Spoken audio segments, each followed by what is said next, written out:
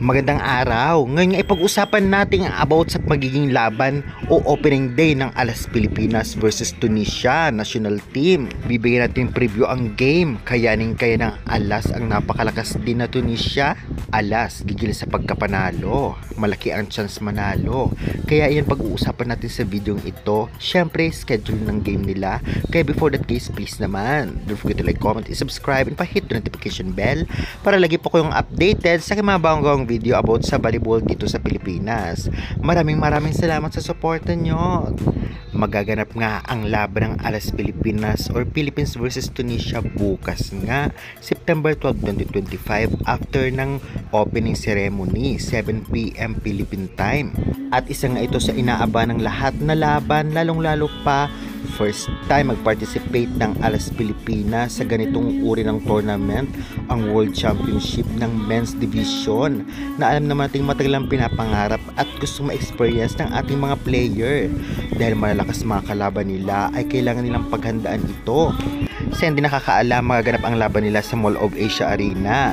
Grabe din kasi ang mahal ng ticket. Yun lang naman ang talaga namang reklamo ng ibang netizens. Ngunit sa suporta rin lang naman ay kayang-kayang ibigay sana ng Pilipino netizens. Kaya syempre kung pwede pang bawasan ang price ay talaga namang posible talagang marami ang manood. Magandang laban ito. Dahil kung ating tutuusin, kaya rin naman ng Alas Pilipinas ang Tunisia kung pagbabasihan natin ang ranking. At sa mga kaharap nila sa pool, Tunisia ang medyo mahinang team. Ngunit para sa atin, alam naman nating napakalakas nito dahil nga pasok ito sa FIVB at nasa rank 40 plus lang ito. Samantalang ang Alas ay nasa rank 80 plus, na ang Thailand and Indonesia national team nga ay hindi pasok sa FIVB na kayang-kayang talunin ng Alas Pilipinas. Ito pa kayang Tunisia.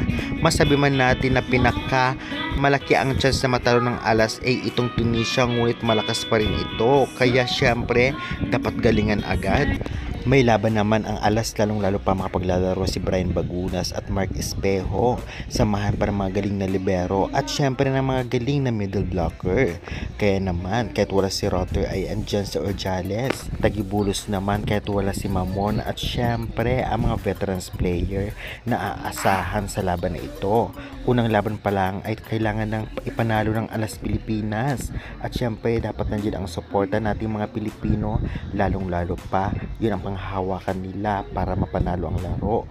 Kaya good luck. Hindi imposible, lalong-lalo pa bilog ang bola. Kayang-kaya ng Alas Pilipinas, tiwala at dasal lang. Kaya guys, sa tingin nyo, kayanin kaya nila? I-comment nyo na yun sa baba.